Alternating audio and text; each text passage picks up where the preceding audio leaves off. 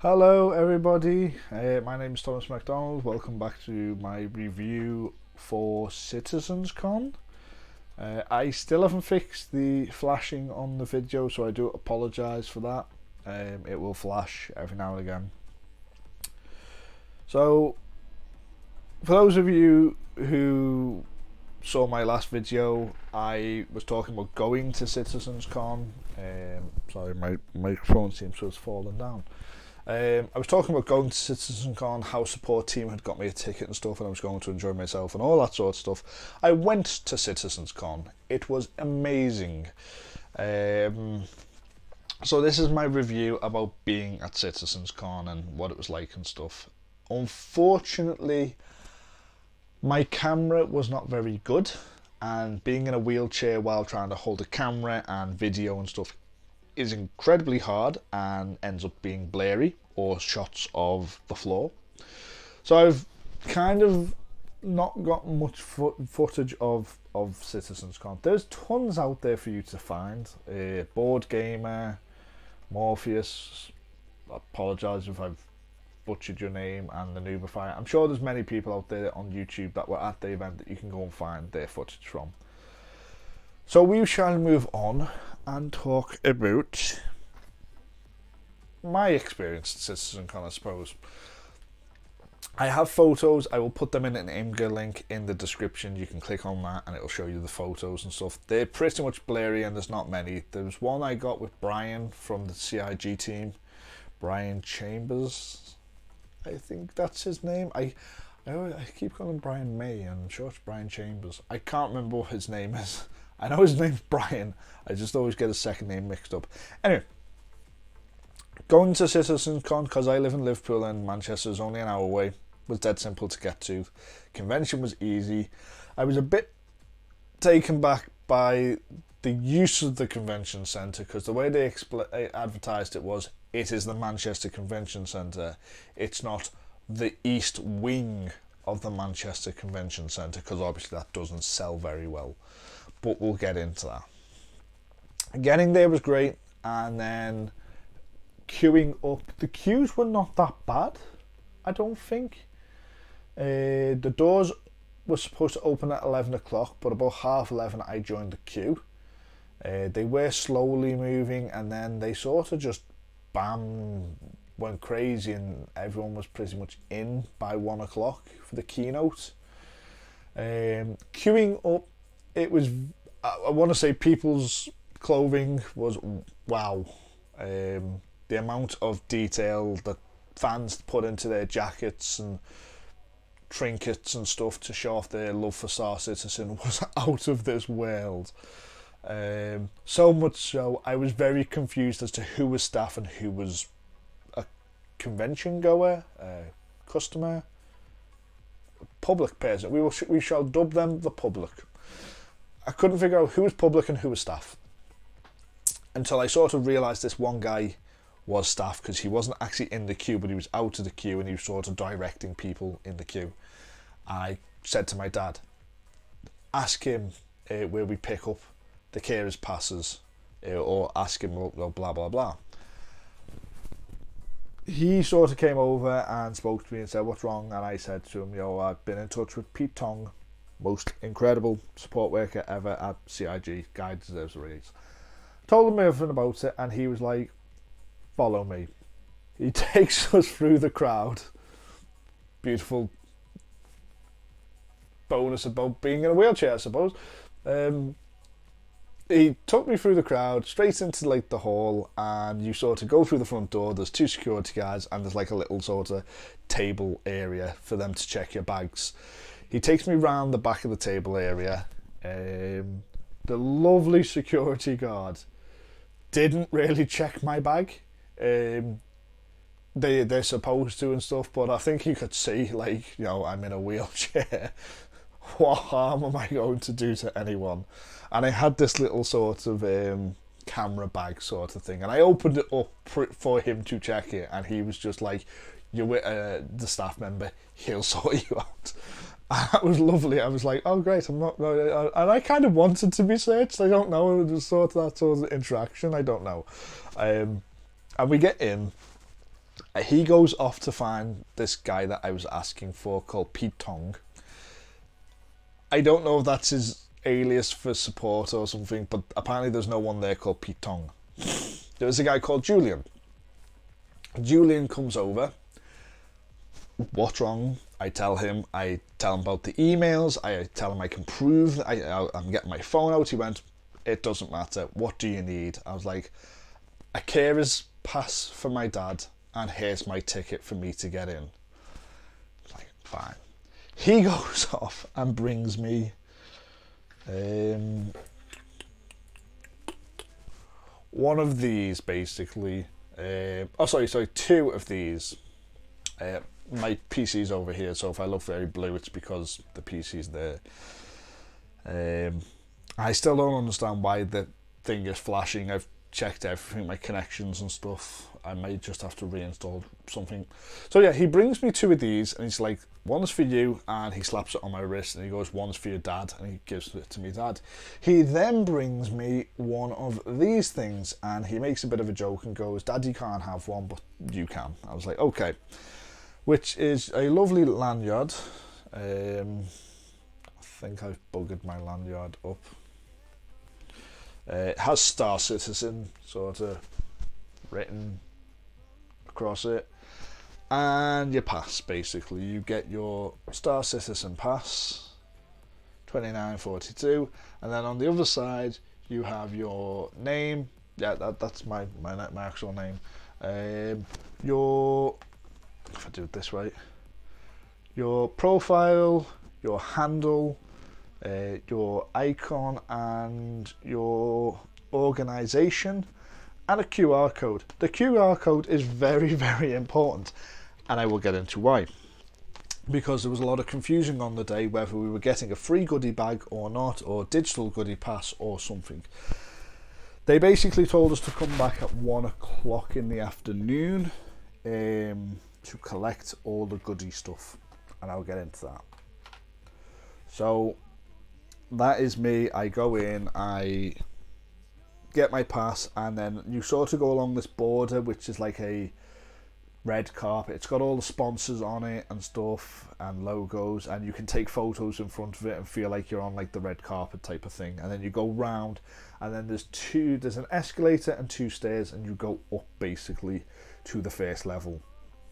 Around the side of that is an elevator, and I, being in a wheelchair, can't take the stairs, definitely can't take an escalator. I go up the elevator. I come out the elevator into what can only be described as the media zone, and it is a bunch of white couches, tables and stuff for YouTubers and media and press guys, and the CIG dev team are there. Chris Roberts is sort of walking around in front of me and stuff, but he's doing interviews and stuff, so I couldn't really grab him to say, hey, can I have a selfie? But he's there and stuff.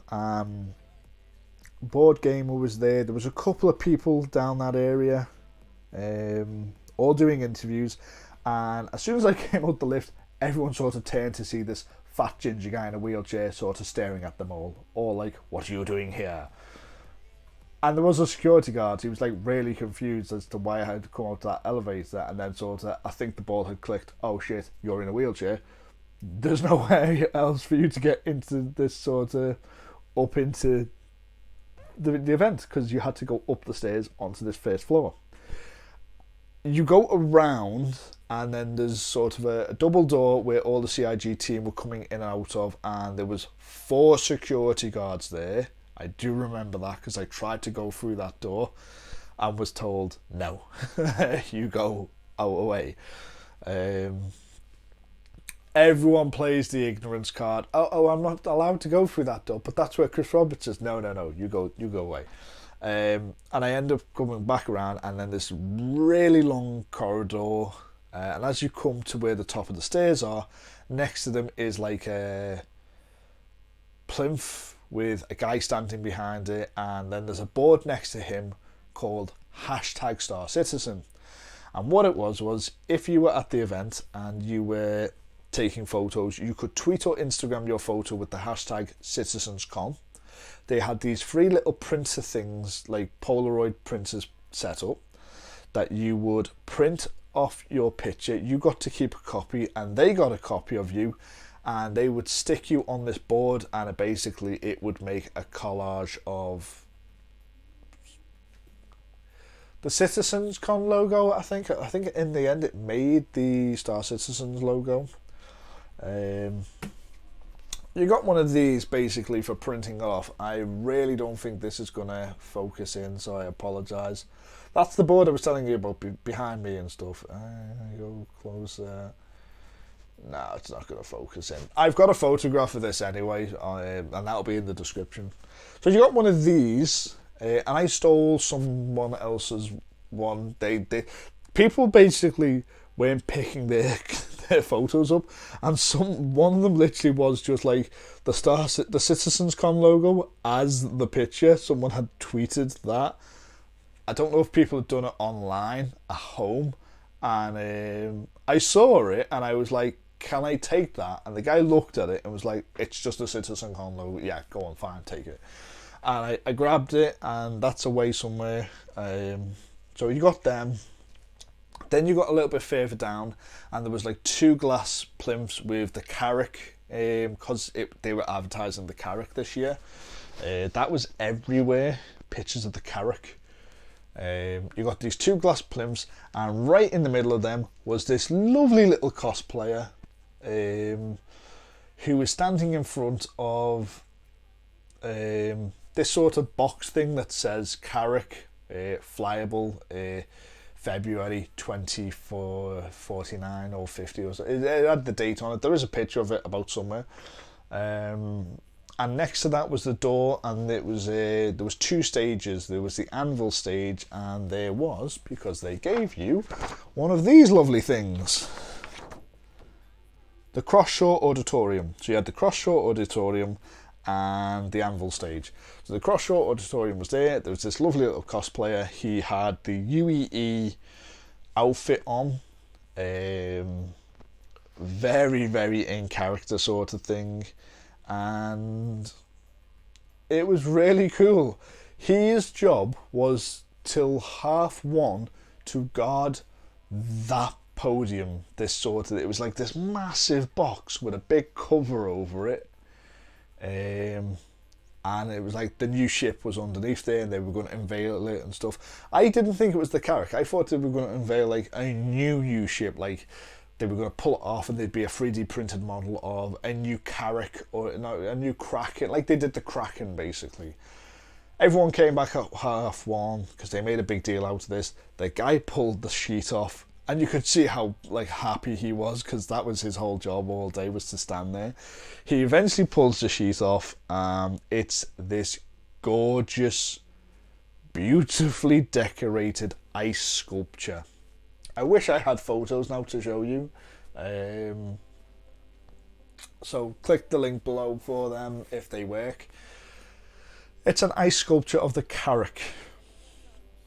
Now at 1:00, because it was just been put there, it was brand new and all that, it was solid ice. I mean, I thought it was actual crystal or something, but it was ice. It was like a full ice sculpture by some company, I can't remember, and some designer had done it and stuff. There was some story behind it, but it was an ice sculpture of the Carrick, which at 1:00 in the afternoon looked lovely. By 8:00 at night, not so much. And people, in the end, I don't know where it came from. Someone had brought this little poker, and on the top, people were just dabbing into it and getting ice for their drinks, basically. So that happened. That was pretty funny, I thought. People ended up just like trying to chip bits of the Carrick off and put it in their drinks and walk off with it. So that was lovely, and then you get past that, and then there's like this sort of triple doorway, and you go in there, and there's this beautiful long corridor, dimly lit with purple lights and stuff, and along one massive wall, it will be on YouTube somewhere for you to find, is this mural of spaceships from Star Citizen. Is the only way I can describe it. I think they were all anvil ships. There was the Carrick, the Terrapin and different ships and all that, and then the same two glass sort of panels with the blueprints of the Carrack were in this hallway, and then you went further down, and then you went sort of around the corner, and the entrance to the anvil stage was sort of on your right, and then there was like a ramp on the left going up into the marketplace. And no, sorry, I'm lying, you go into sort of a little lobby area, and on the right hand side was the War Games room, which I signed up for because I marked it on this. I signed up for the 5:30 session. There was 7 sessions played that day, and I got to play in 2 of them. I got to play in one with Board Gamer, and I got to play in one with another live streamer. I can't remember his name. And a few of the devs, but yeah, that was really, really good. So that was on the right hand side, and just before like the double doors that led into that, next to that there was like a little table, and there was this lovely little girl, again another cosplayer, in the UEE costume, and she's advertising War Games, and she's being very like in character and stuff, and I was being very in character back to her because I was like, yeah, you're enjoying yourself, I'll enjoy myself too, let's geek out together. And we did that, and I signed up, and then you go past that to another double door set, a lot of double doors in this building, and you go through that. And this is where the magic really was. They had this place called the Marketplace, and they had designed, lit, and filled it with fog and smoke machines to look like you were in Star Citizen. You come in, and there is just, how do I describe these, like little booths basically, little kiosks in a row going along as you came in, and I wet myself laughing because all the YouTubers were walking along with their cameras going, and as soon as they walked in, I don't know if it was a dead zone, if it was a tin built room or something, but something happened to their signal where I was struggling to get past them, and then suddenly they all ran back to the double doors because they couldn't come in, because the moment they went in, the signal, they were losing signal and stuff, and they had to keep walking back out and stuff, and it was the most funniest thing to watch, these people going with their sticks and their phones and stuff and laptops, and cameramen as well. They were all struggling with the signal in that room. So I go in, and the first booth that you meet is the community organisations. So if you haven't joined an organisation yet in Star Citizen, this was basically like the job fair section of the event, where you could go and meet other organisations, and trust me, there was a lot of them. So let us get into the first one I met, which were these lovely people who I absolutely think I will definitely join up with. The Republic of Laurel. They are a role-playing organisation. I got a card for them. They do have a Facebook, Twitter, Instagram, Spectrum, Twitch and YouTube, and the Republic of Laurel.org is their website. I've just dropped the card. So yeah, and you've got like this lovely little sort of brochure about who they are, what they do, how they, are Star Org citizen and stuff like that. And they have very, and what I found cool about these guys was they play other games as well. They play Arma, Left 4 Dead, Minecraft, D&D, Overwatch, World of Warcraft, so many, just loads. It's a big gaming group basically, but it was lovely to see these here and stuff, and I was like, wow, that was pretty cool.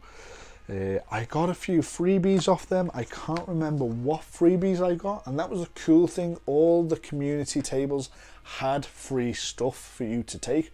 Some had water bottles, some had stuff.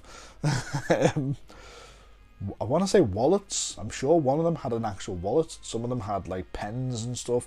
There's one that I'm going to get to the very end, who I am actually going to sign up with, although I'm part of Contact Zero. If you haven't joined them, go join Contact Zero. I'm the community manager for Contact Zero. I was talking to another organisation about being a affiliate in their group, and yeah, we'll get to them very soon. But yeah, there was lots of like, there was the logistics, space economy. They weren't actually there, but I picked that card up from somewhere. Phoenix Interstellar. They had like these little gold 3D printed Phoenix Interstellar badges. I didn't get one because there wasn't that many, and I was really disappointed because I wanted it to put on a cosplay because it looked really cool. So if anyone is from Phoenix Interstellar organisation, please contact me. I really want one of those freebies. They were awesome. I just missed out on them. I missed out on a lot of freebies. I'll talk about these in a sec, because there was two of them. I'm going to put them over there for a moment. I'm going to put these over there. I'll talk about these two in a minute. Legendary Ops. There was their card. I don't believe they had a booth there, but that was there. I'll talk about these in a moment. I'll talk about this one in a moment. I'll talk about these two in a moment. I'll put these with this. Okay. So let's go through this one. So there were two groups of these. This is the Italian Bar Citizen Italia. And I think this is just like a coaster. It's supposed to be like a beer mat. And this was their business card and their sort of organisation. So if you're an Italian person playing Star Citizen, StarCitizenItalia.com is where you can find out about bar citizens and meetups in Italy. So if you're from there, you can meet up. There was a French one as well, which was set up for French bar citizens. Not a lot of freebies on the table. Maybe there was. I just got there too late. But they were the like two little ones that were set up for just like people who want to go drinking and being social with bar citizen sort of stuff. So you had Lowville. Next to them, you had Atlas Defense Industries, and these were incredible. These were by far possibly one of the most outgoing, I would say, organisations there. They held a raffle. They were very smart, basically. They didn't want to take their shite home with them. So what they ended up doing was they held a raffle. So when you went up to them, they did give you like a few freebies and stuff. They did have some freebies, and I can't remember what they were again. But you signed up to a raffle and a competition, and they gave you a raffle ticket, and you were told at some time to come back for the raffle. I had completely forgot about it. And then I was just coming back through the hall at some point, and there was like tons of people around the booth, and I couldn't get through, so I sort of sat and waited, and then this guy was like, number 66, and no one would call it. And then he'd be like, number 78, and then someone did call that one. And then they came out, and it turned out that they had won an Avenger Stalker. Come in! They had won an Avenger Stalker. What else did they win? They won a lot of things. Cutlass Black, Grey Cat. There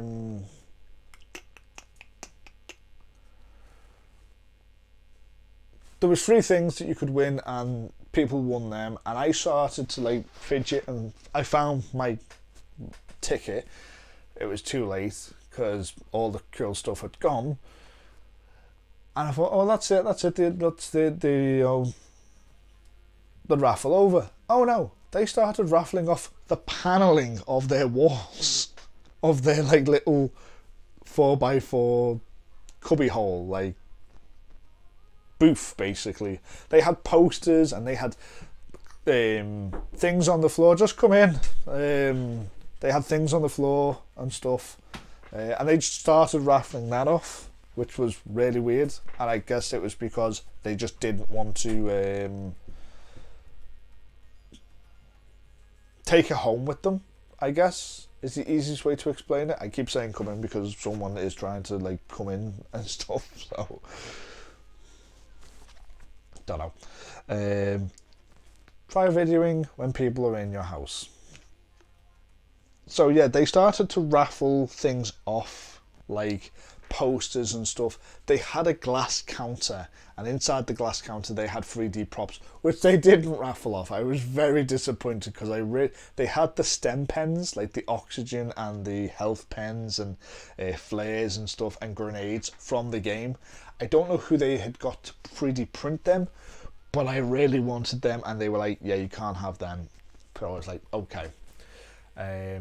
But they were on sort of like this baby's quilted star fluffy blanket sort of thing, and there's a story behind it. So anyone at the Atlas defense team who sees this video, that flashing is getting even worse now, please message me the story of the fluffy blankets. I have one. There was two. I have one. I don't know the story behind it, but maybe there is one, maybe there isn't. I don't know. There seemed to have been one, I think.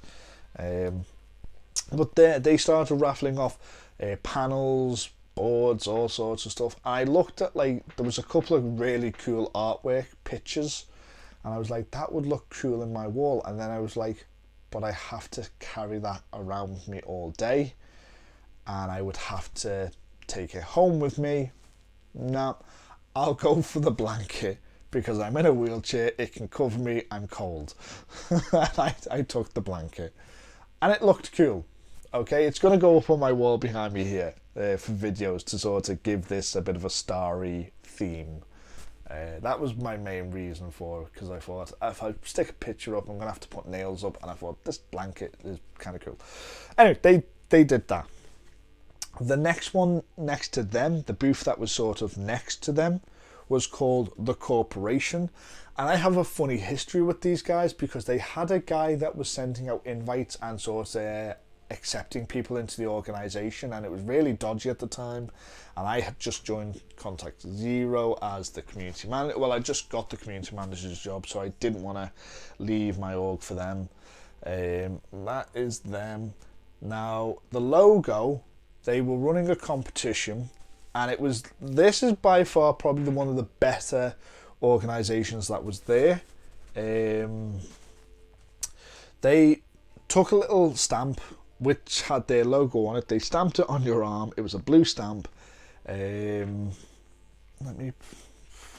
then you entered a competition on their website, the Corporative Influence Contest. How the influence contest works: after talking to one of our representatives at the booth and leaving your assigned name and email with them, you will be handed 4 influence tokens and get a stamp. The influence tokens will have different colours, and your mission, should you choose to accept it, will be to find other contestants and trade these influence tokens with them to bring back for a giveaway, as long as supplies last. You can go above and beyond and try to trade even more tokens with participants that manages to bring in more influence tokens. The deadline is at like 9:30, basically when the event closes. And this was lovely. I thought, this is really cool. I got these like little different coloured pebbles, blue, green, red and yellow, I think it was, or orange, I can't quite remember. And the whole idea behind this was, while you're walking around, if you've seen someone with them, you would say to them, what colour are you going for? Green. Right, I've got a green, I want a blue one, and you'd swap them. I didn't end up doing that at all, and you would win a metal water bottle, basically. I can't remember if it had the Star Citizen logo on it, or it had their own corporation logo on it. I think it had the corporation logo on it. I saw a lot of people doing this, and I thought, that's pretty cool. They've got people interacting with each other, and people kept coming up to me going, oh, what colour stones are you going for? I really was so tired I couldn't be bothered. I was like, what colour do you want? And they were like, I'm after orange. So I was like, here, have orange. And I ended up with like, instead of having like trying to get the exact same colour, I think I ended up with like multiple colours of different things and stuff. People were just giving me them. And at the end of the day, I sort of went back and was like, I brought all your stones back for you. I didn't bother like trading them. And they ran out of water bottles and stuff anyway and stuff. I really didn't want one. The problem is I was in a wheelchair, so having to like, if I was walking around and carrying a backpack and stuff, great. But being in a wheelchair hinders you quite a lot, and the stuff that you can carry, it's awkward putting water bottles and things and stuff like that. I nearly lost my wallet like 5 times in the wheelchair somewhere around me.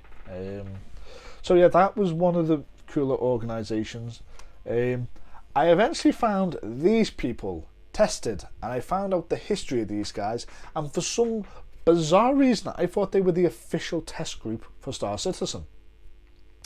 Because there's so many of them, and there is literally thousands of them. There is something like over 4,000 members. No, there's more than that. I can't remember. But it turns out that they're actually a multi-gaming community, and the guy that runs this is in the Eve Test or something. And there's a big story behind these guys, and they're not the official test group for Star Citizen. That is called the Evocate because they stole the name first. Or so that's what I was told anyway. They had the name Test Squadron, and Evocate, yeah. They had a booth. They had some freebies and stuff. The problem was I felt really cheeky going to these booths going, oh yes, I'd like to know about you. Give me the freebies. Because I really wasn't there for the freebies. I was more there to learn about other organisations, what other organisations do, how they work, so I could go back to my guys and say, hey, I met a really cool organisation and they do this, and I think we should do this too. That was the main point I went, was more to, not for the keynotes, not for like the freebies, but to actually find out more organisation stuff. We are slowly coming down on the last. There is another organisation, I'm saving him to last. There was loads of prop booths and stuff like that. There was one that actually had the Javelin, a full-scale replica of the Javelin, all done out and 3D printed stuff. They were a 3D printing group and an organisation. The problem was they're not allowed to sell anything. They're in talks with CIG about getting licenses to sell, and I thought that was pretty cool. The next panel I found was Radar, and I'm actually he gave me a code and he wrote the code on here, so I'm going to give that away. Where has he wrote the code? Would be a good start. There. So the code is, no, it's on this one. Oh no, this isn't the one with the code, sorry. My Radar is a free weather app, but it has a Star Citizen themed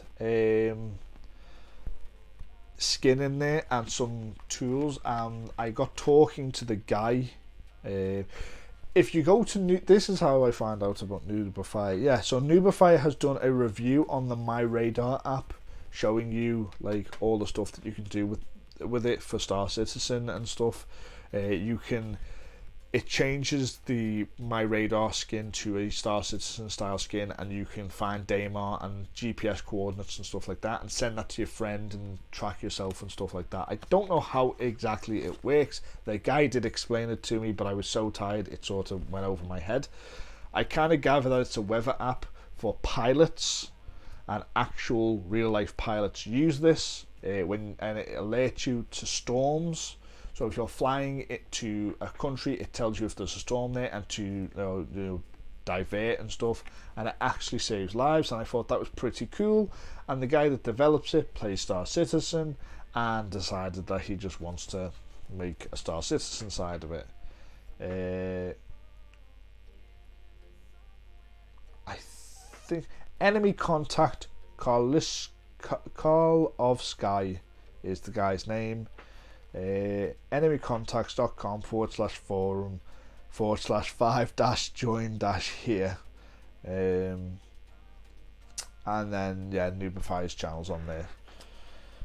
If you don't know who Noobifier is, Noobifier1337 is a YouTuber that does loads of Star Citizen stuff and reviews, things like that. This is the one with the promo code on it. Okay, right. So there was a lot of technical booths there showing off like things. There was this awesome, and I've got this here to show you. Oh no, I think my tablet's turned off. It is turned off. Bugger. We will try this anyway. While I'm trying to set this up, I'm going to try and turn it on and get it set up, because I really want to show you this, because I basically spent like an hour at this booth. One, because he had flight sticks, and the whole reason I went to CitizensCon was to learn about flight sticks and what the best flight sticks are that I can use to play Star Citizen with. And this was the only booth that actually physically had the game for you to stand and play, because they were showing off their product, which is called Game Glass. Now I believe the Noobifier and Board Gamer have done reviews on this, so you can go and check this out. It is solely built for macro keys for Star Citizen. So if you play Star Citizen and you have a iPhone or Android tablet and you want to sort of make your life so much easier with Star Citizen, you want to get this app when it loads. This is it, Game Glass. It pairs to your PC. When you're playing Star Citizen, you can do things like turn your engines off, set your shields, do quite a lot of cool stuff. It's really good. Here we go. So there's loads of things you can do with it. If I turn the volume up, oh, because my speakers are turned on. Hold on, you might actually be able to hear that if I press that button again. There you go, yeah, the horn. So it has horns, combat. So you can see I can set my shields, flight, social. I have social interaction keys, so I can wave and stuff like that. They have what's called shards, and you can buy these. I believe the shards, there's different ones. You get the mining one to start off with, or if you signed up during CitizenCon, they gave you the mining one. It's free for one tablet, and then if you want to put it on multiple tablets, you have to pay for that, I think. Or you can use the web panel, I believe. But yeah, Game Glass was pretty cool. Oh god, that was loud. Game Glass, sorry, not Game Pass. Game Glass was a pretty cool app there on the day, and I thought that was really cool. So you get a discount code. I'm not going to use this because I'm probably just going to buy the program outright because I really like it. And the promo code is GG342365. GG-342365. Highly recommend you check that out. Use the promo code, you get 10% off your order. So yeah, go and do that. So yeah, that was like the marketplace area. Then you sort of go around and there's a little cafe area. There's tables that you can sit off at. There was a massive big circular bar where people were getting absolutely hammered because at 9 o'clock at night there was a guy, I can't think of your name, and he was off his face basically. There was another booth. There's these two booths. I'm trying to come to them. I'm trying to leave them last. There's two booths, sorry. 3. I'm going to leave them last.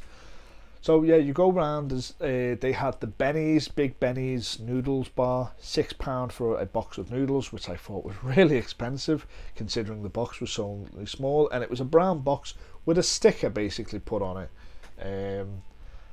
I was a little bit disappointed. I really wanted a box. And some guy did get one, and I was like, I really want one of them. And I was meant to go back and get one, but by the time I got there, they were sold out, or they did close down and put them away. There was pizzas and there was burritos. The food was pretty good, but reasonably priced, I suppose. Yeah, there was a good food selection in there for you to, so you didn't need to leave the actual building. You could have stayed in and got something to eat. Drinks were, typical drink prices and stuff. And that was pretty much it.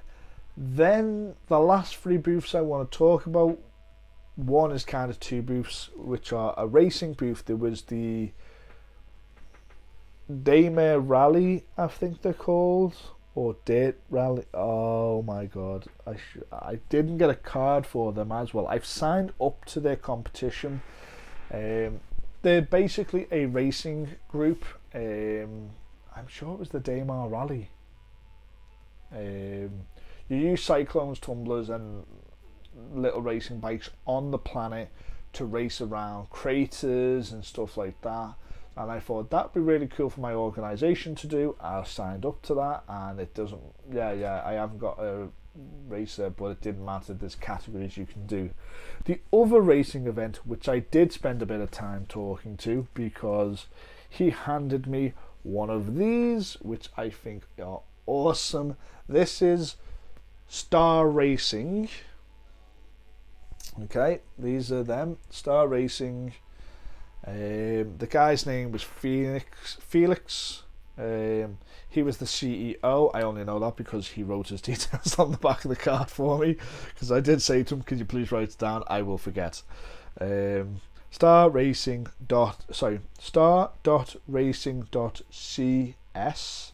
If you go to that, they're having a competition on the 12th of December. Anyone can sign up for the race. And there's different classes you can do. And I believe they're playing for 5... I want to say how much they're playing for, because I'm going to get it wrong. But they are playing for a large amount of money. We are slowly coming down now to the end of this review. I haven't spoken about the keynotes and stuff because I don't need to. I will talk about that soon. Coming out back at the beginning, basically, I met this lovely guy in a white suit and shades and stuff, and he was stood next to these petrol signs. He's been at a couple of conventions. He's quite big, apparently, very known in the community and such. And he runs this lovely organisation, which this is the one I was talking about that I'm definitely going to sign up to as either an affiliate or an actual member. I'm not quite sure yet.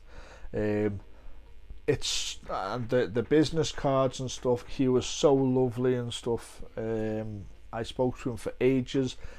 I love Euro Truck Simulator. I love truck driving. I love that simulation of, chilling out, not being a pirate and stuff. And this is literally what these guys do. They're a fuel company, okay? They refuel people out and about and stuff. Fulfill your fuel service energy partner, and they literally just that's literally all they do is they've got the fuel, the Starfarer, which is the fueler and stuff, and they just literally they're a organisation, cooperative and stuff. Over 900 combined years of energy and stuff, and just the role play aspect out of this group was like, my mind's blowing and stuff. Fuel services, bulk fuel services, isotopic enrichment, and industry gases and stuff. I can't really read this.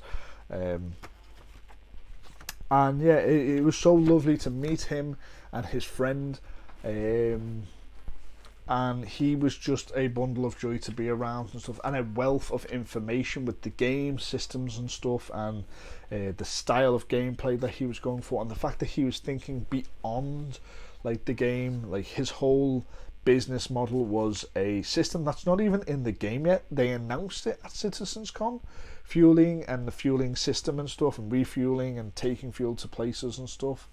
The biggest bonus that I loved with him was his friend next to him was an aviation pilot,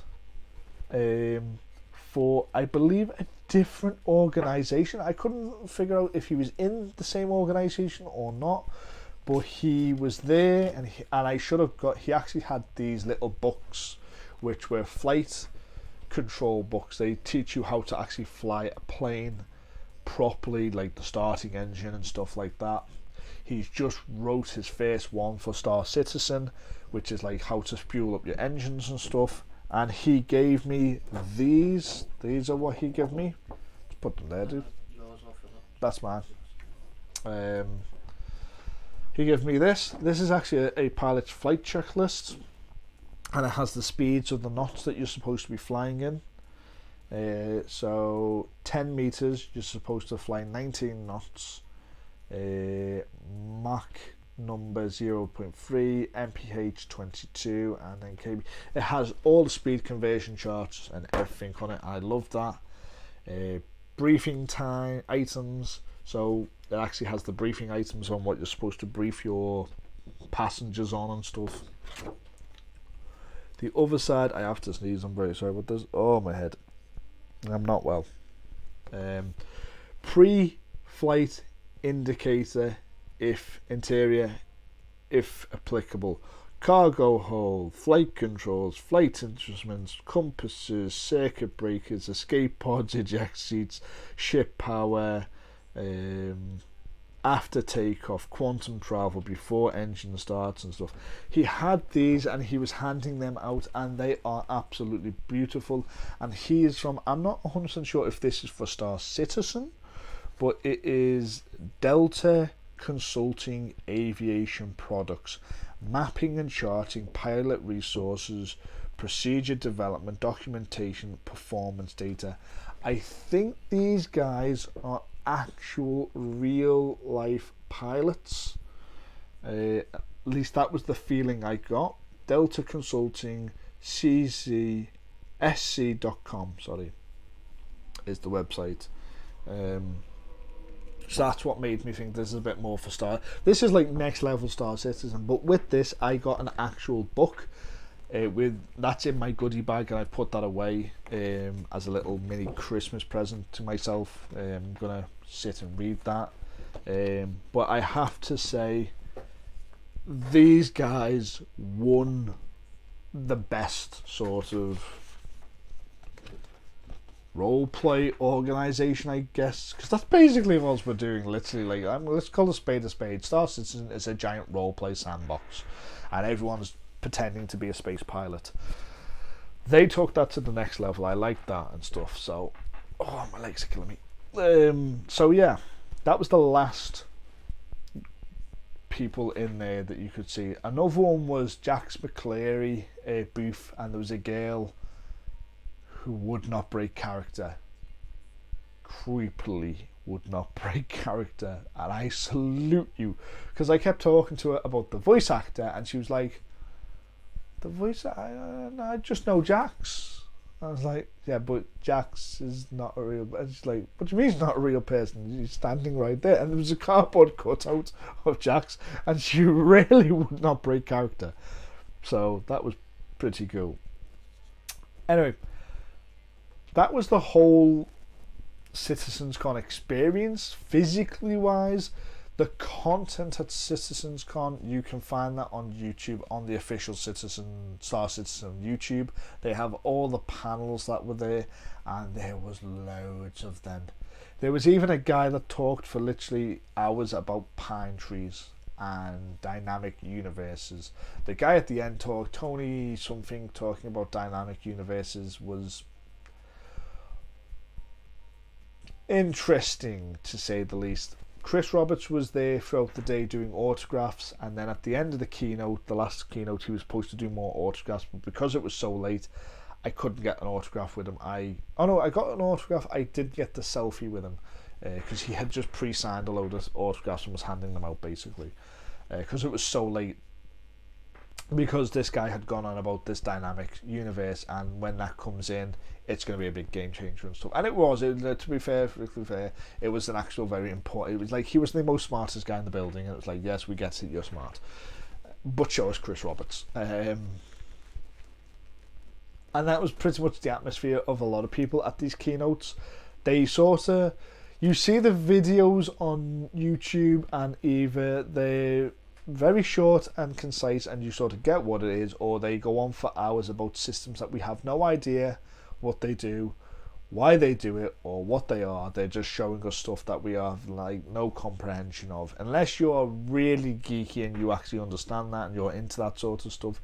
There was little bits in the keynotes that I was sort of sat there listening, and then I end up in the marketplace for pretty much most of the time than actually at the keynotes or anything. There was one more booth that I was meant to talk about, and it was the guy that wrote Chris something, I can't remember your name. He was doing alien languages. He was actually he'd spent a year learning how to draw people's names in the alien language. I had gone to him, I had put my name in and my organisation's name in to go and get a copy of my name drawn on waste paper in this sort of ancient style, and I wanted to put that on the wall. And unfortunately, I didn't get back in time, and when I did go back, the booth was empty and he was gone. I don't know what happened there, but he was completely gone. So yeah, I'm not sure what happened to him. I eventually got to play the Theatre of War mode, which was awesome. They had Corsair products, basically. I think Corsair was sponsoring the event. So the keyboard, the mouse, the headset was all Corsair. That was pretty cool. And they had flight sticks there, Thrustmaster 1600 flight sticks. They were there. The game mode I can't really talk much about. There's a video of it on YouTube. I didn't really understand what was going on. I just know that I killed the Broad Gamer a load of times, this other live streamer, and this really obnoxious German guy who was on my own team and stuff. For playing that, I got stuff given to me in Star Citizen. That is where this thing came into play, because as we came into the room, they scanned it and I was really confused, and then the guy was like, you'll get a digital thing, a digital goodie bag when you go home. And I was like, oh, I actually get the digital goodie bag. And yes and no, I can't quite figure out how I've got the digital goodie bag. I don't know if that's how I got the digital goodie bag, but apparently someone somewhere scanned that and I got a digital goodie bag. I also got one of these for playing it, like basically to prove that I had played Theatre of War mode, and in Star Citizen I actually have a baseball cap to prove that I've played Theatre of War. That's it, all done. My review. Would I go back again? No, it was too long a day.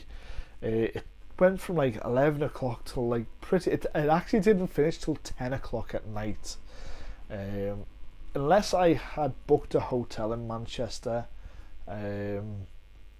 travelling there and back was too much. Being in the wheelchair for all that day, my hands were actually killing me. Like I've recorded this on Tuesday and I'm hoping to get it uploaded today, Tuesday. It was just too much, far too much for me physically and mentally to take in and stuff. The event was awesome. It was very lovely. I met lots of lovely people. I have to give a massive shout out to Matt. I can't think of your last name. You were the production owner or boss. You were the guy that was doing the running of this. I met this lovely guy, and you could see that I was very upset and confused because I'm in a wheelchair and it's not completely wheelchair friendly. It was actually pretty friendly to wheelchairs there. It was amazing actually, and I got talking to him, and then it turns out he's actually one of the guys with Molly who had organised the whole CitizenCon thing and was making it run and stuff. He was like, he wasn't part of Star Citizen or CIG. He was actually the manager of the Manchester Comic-Con. The Manchester Arena. So I got to talk to him, and he was brilliant. He was like, when Chris is doing autographs, call me over, I'll get you in and stuff. And he was lovely. He was absolutely lovely, and that event was amazing.